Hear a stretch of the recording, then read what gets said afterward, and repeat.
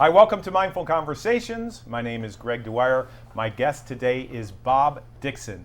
I'm excited because he is a franchise owner of a Dale Carnegie training, which I took many years ago, changed my life, and I'm so glad that he's here today. Bob, thank you so much. Thank you, Greg. Great to be here. So, Dale Carnegie, how did you get involved in this? Oh my gosh, it's a long story. It goes all the way back to when I was graduating high school, and my parents and my grandparents said, "Hey, would you like to take a Dale Carnegie course?" And I was like, I'm not really sure. It would be over the summertime, and I wanted to enjoy time with my friends before going to college. And they said, well, your uncle took it back in 1958 on a junior achievement scholarship. Wow. And he had a great experience with it. And I'm like, I don't know. And I effectively said, I'm not going to do it because it was summertime.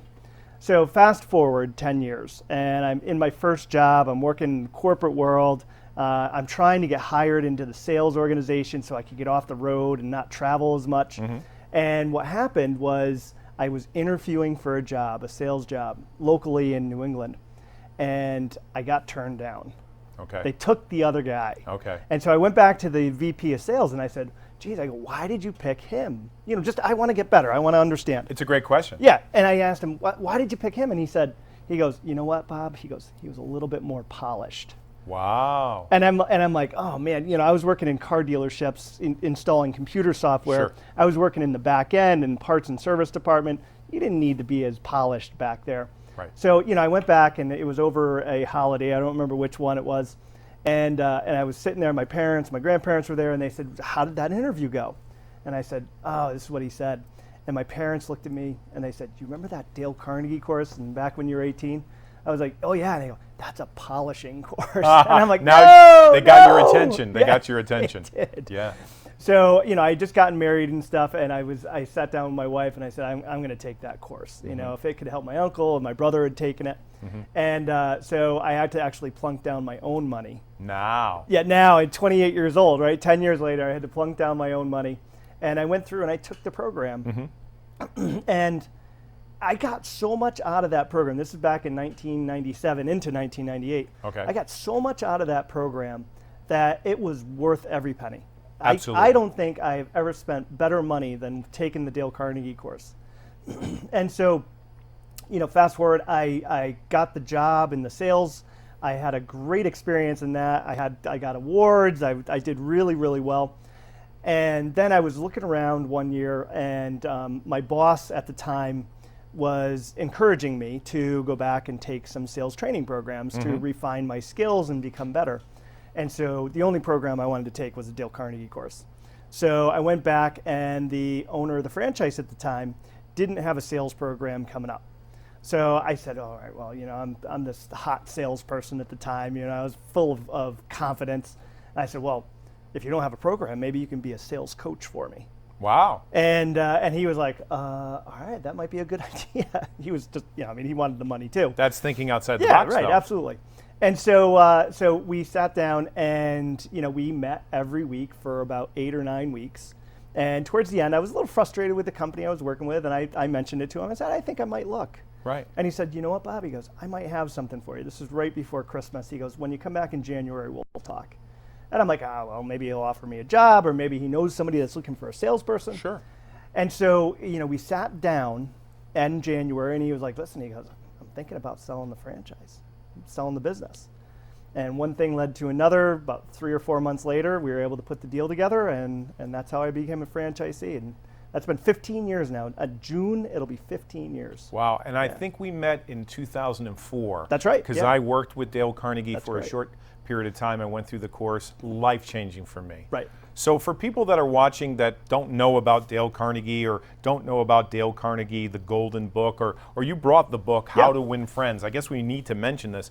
The book is How to Win Friends and Influence People. And it's a wonderful book. In fact, I think they recommend at the beginning of the book that it's something you should read every single year. I mean, it's like the Bible as far as personal relationships.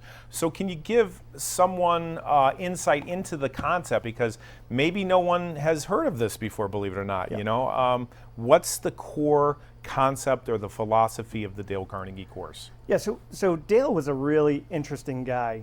Dale Carnegie, he was an actual person. I always start that saying Sure. that because sometimes people think of names and there's not association with an actual person. Sure.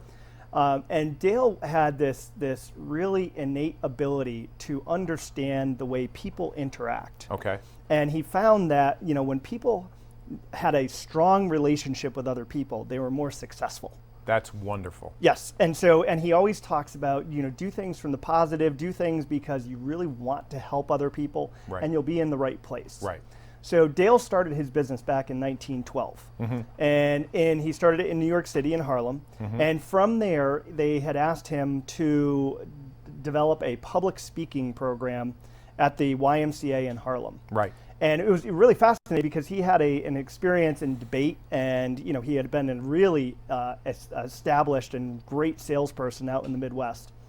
And so he came there and he started developing this program, and he found at the time, because it was switching over from an agricultural society to a more industrial society. It was right in the beginning phases of that, and he was finding that there was more people coming into cities and working in close proximity with each other, and they needed new communication techniques rather Wow. than being on farms and everything else. Right. And so, he started developing these ways of working with people. Now, interesting fact is that Dale got paid by the session. So if he didn't do something to get people to want to come back, he wasn't getting paid. So in other words, it's a 12-week course, right? Is it still 12 Yeah, at weeks? the time he developed a 16-week course. By the time he got to 16 weeks, he taught him everything he knew, and he was like, well, let's have a graduation party. But if they didn't come back for the next one, He next didn't get week, paid. Yeah, he didn't get paid. He got So paid week by week. the incentive was you got to come Right. along and So he had to learn techniques to motivate people to want to keep coming back. And that's where the basis of the whole program came from. Right. Right. And then, over the course of 25 years, he started really understanding the intricacies of working with other people, influencing other people, being a really good leader. Right. And he was approached, and one of his goals, one of his life ambitions, was to be able to write a book. He wanted to be a novelist, and he had wrote a number of pamphlets on communication and interpersonal skills and building self-confidence. He wrote a bunch of that. And Simon & Schuster came to him and said, we really want you to write a book. Right. And so he wrote the book, How to Win Friends and Influence People, based off of his 25 years of experience in working these programs with adult learners. Sure. Which was, fascinating stuff. The book blew up. Yeah. There was nothing like that in the Right. world. Yeah. Absolutely nothing like that. At one time, the only book that outsold his book in the late 30s, early 40s was the Bible. I was going to say probably the Bible. Yeah, was the Bible. The only book that outsold him. Wow. And, it was a revelation. So now all of a sudden, people wanted him. He was in such demand that he had to start training people how to train his methods. Right. And so he would train them, and then they would go out somewhere in the world, and they'd get a license to run his programs. And that's how we started developing into the global business that we are. So we have over 200 offices today. Wow. We're in over 80 countries. We're translated into almost 40 languages. And, thousands, almost millions of people get trained in the Dale Carnegie techniques to this day. And very successful people have taken this course. Oh, absolutely. I mean, you just interview people. I think it was Mark Victor Hansen that took the course. Yep. I think perhaps Jack Canfield, I'm not sure. Yep. But if you talk to successful business leaders, they'll say this book changed their life, the course changed their life, the relationship skills. I mean, it's like magic. It's wonderful. Yeah. Now, talk a little bit about this. Dale Carnegie, the Golden Book. This is what kind of like a little reference sheet, which talks about the major principles of Dale Carnegie, so that people can. How could someone get a hold of this if they wanted to get a hold of this? I know it's free. You don't sell it, right? Nope. You don't sell it at all. Yeah, so this is a reference guide of all Dale Carnegie's principles from his book, How to Win Friends and Influence People. I see. Okay. And also from his book, How to Stop Worrying and Start Living. How to stop worrying and start living. I bet you a lot of people need to hear about that. Oh my gosh, yeah. I mean, it's incredible how many people still have stress and worry and anxiety in their lives. I haven't read that book in a long time, 20 years. What's the premise of Stop Worrying? Is it that you can't control the future and you just need to be in the now? Is that the idea? Yeah, I mean, there's 30 principles for how to stop worrying and start living. So the basis of that was Dale and his programs was finding that worry and stress and anxiety were building and building and building in people. Okay. Specifically through the war years, the depression years and the war years. It would make sense. And he was doing tons of research trying to figure out, did anybody know what worry and stress and anxiety does to human beings and relationships? And what happened was there was nothing out there. Nothing. So he decided in the mid-40s, 1940s, that he was going to write his own book. Wow. And he developed the principles. And one of the ways that Dale wrote books was that he would go out and he would interview the best minds of the time. So he would go out and he would interview them. And I remember in the 30s and the 40s, he had a syndicated radio show. Okay. He also had a newspaper article that came out in the best publications in the United States. And, so he was well known amongst, the rich and the famous and, the industrialists and the politicians Right. and He was everything well else. connected. He was very well connected, very well networked. And so he would take their information and he would start, ask him a question. Well, how do you deal with stress? How do you deal with worry? How do you put it out of your mind? And that's where he came up with a lot of those principles.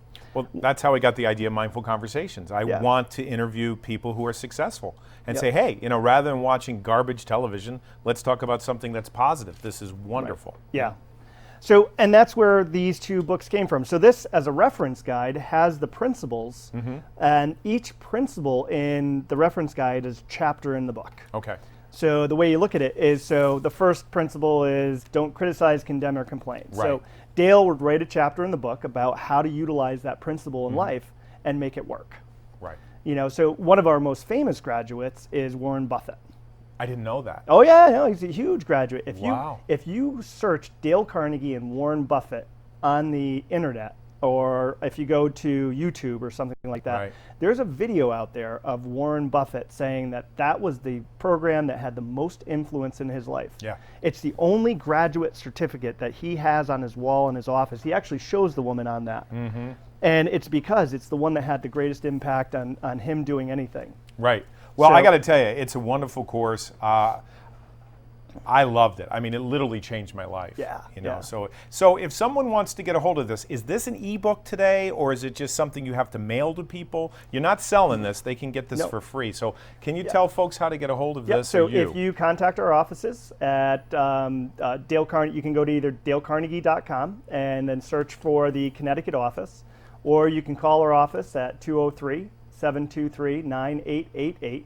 And we'll be able to send you either a hard copy or we have an electronic copy as well that we can send out to you. Yeah, I remember years ago, you just go on a person's website or your website and you just put in your email, download it. I have a fast story. I met a guy out at one of the casinos here in Connecticut, and I gave him one of these things, and he went to the course. He did. I remember him. Yeah. Oh, you do? I Chris, do, yeah. Yeah, his name is Chris. Yeah. Changed his life. Yeah, he was a doorman at the casino. No way. We haven't talked about this since 2004. Yeah. Did he go to your class? He did, yeah. He did. Yeah, he went to our class, I think in, I want to say either Hamden or the New Haven area. That makes sense. Yeah. So think about networking, just people telling people who tell people. You never know whose life you're going to change. Yeah. So, excellent. We will be back after this commercial break. We're going to take a minute or two. We're going to be back with Bob Dickson. We're going to talk about the principles of Dale Carnegie, and you're going to want to come back. So join us. Hi, welcome back. We're talking to Bob Dickson from Dale Carnegie. I'm excited to continue the conversation. So, Dale Carnegie, is it just for adults? Is it people who want to be salespeople, people who want to advance in their career, or teenagers, kids? What's going on? Yeah, no, I'm glad you asked. Okay. We actually do a program for teenagers. You do? Yeah, it's a great story behind that is that when I first got into the business back in 2004, one of the things that I wanted to do was set up for kids of graduates. Because one of the things that we heard coming out, we go out, we talk to our graduates. Two things we heard was that course changed my life. It did. Just like you said. Yeah, no. It was like the number one thing. Definitely. Yeah, it course changed my life. You hear that constantly from Dale Carnegie graduates. And then, is there anything that you have for my kid, my child, they're young. I think they would be great, learning those skills. So I looked back at my story, which said that, hey, you know what? You were offered this when you were 18 and you didn't take it. Yeah. And I thought back to that and I said, what would have happened to me if I had gotten all those skills when I was 18 years old, even if I didn't quite know how to use them at that time. Right. And so we got talking as a group, and we started working to put together a teenager program. Now, in China and Taiwan, they run probably 100 programs for teenagers every July. So they put about, 100 programs, probably about 4,000 to 5,000 people through, just in teenagers. And I'm like, I figure we could do one here in Connecticut. Yeah, one. Yeah. Yeah. And it has been unbelievable. It took us a couple years to get it off the ground, but this will be our 11th year running the program. That's wonderful. We have a couple hundred kids that have gone through. If you look at our website, we have some articles that were written from the first year. Then we had it the next year, and then we just last year did a 10-year update on kids that had gone through the first Dale Carnegie teen program in Connecticut. Amazing stories. A couple of them just have blossomed. One of them became a doctor, and she attributes that she probably wouldn't have had the confidence to do the things she needed to do to become a doctor, and the leadership skills that she learned from the program. But it's amazing. We do it in 3 consecutive days, and these kids, they come in tentative and a little scared, and really typically upset at their parents because they're like, "You're waking me up." But you're not doing 12 weeks. Right? You're No, doing, it's you're 3 3 days. days. Yeah, as well. And we've had parents. I had a parent walk up to me at the end of a program, probably in our 2nd or 3rd year, and they pulled me aside and they're like, "Bob, what did you do to my child?" And I'm like, "Oh my God!" I go, "What did you mean?" Yeah. And they said, "Well, last night at dinner, they took their headphones off and she engaged me in a conversation." Wow, you touched my heart. Yeah, right? Yeah. And I'm sitting there going, "Oh my God, that's fantastic." Yeah. Yeah. But we get those stories all the time. I mean, it's just amazing changes. We had a girl with autism, and we were talking to the grandfather, and he goes, "It was amazing the transformation that this girl made." I mean, she was a functioning autistic. She was in high school. She was taking programs. And he goes, went from like a C student, all of a sudden she was engaged and she was goal-oriented, and she became an A student. Yeah. And I was just like, wow, I mean, that's unbelievable how it works. So we engage in a lot of different formats, a lot of different organizations.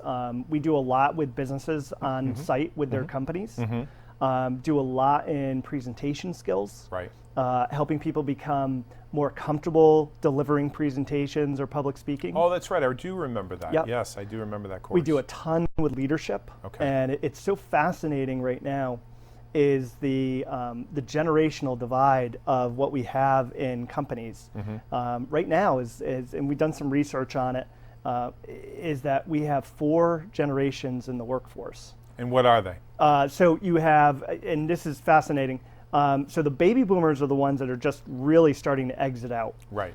Then we have the Generation X, which is, I think you're probably right on the edge of baby boomer and Gen X. I am. I was born in 62, so I'm... Okay, yeah. So 64, 65, around that area became Gen X. Right.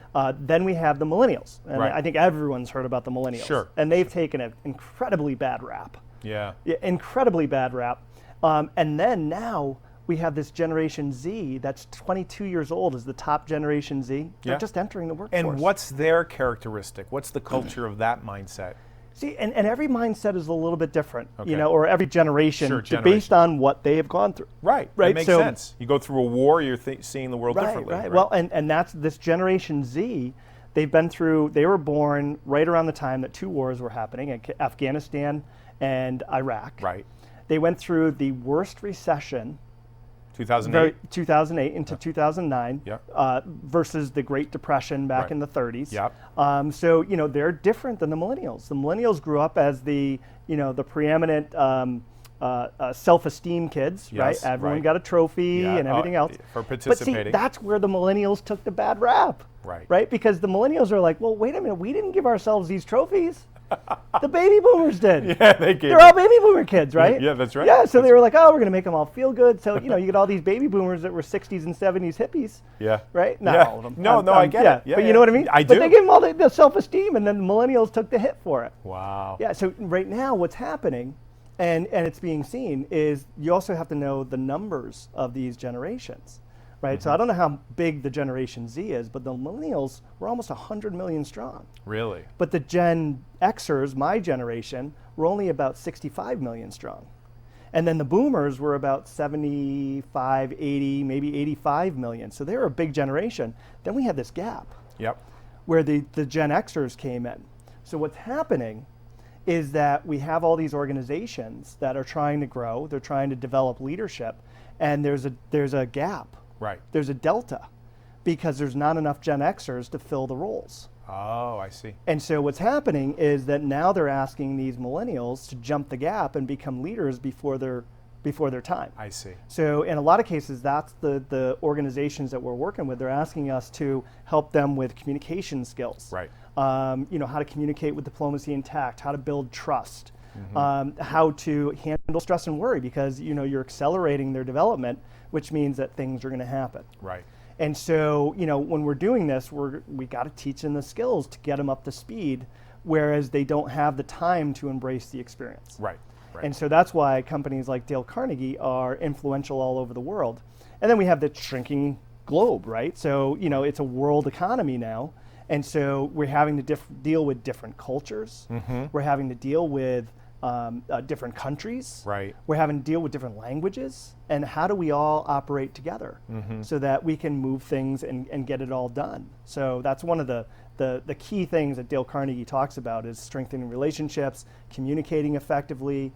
We talk all about like performance standards and setting clear expectations and following up and giving constructive feedback. And I mean, there's all sorts of avenues that we can tap into because we don't want to have a culture that is demeaning or not working or, right. Because what happens is it interrupts the flow of productivity.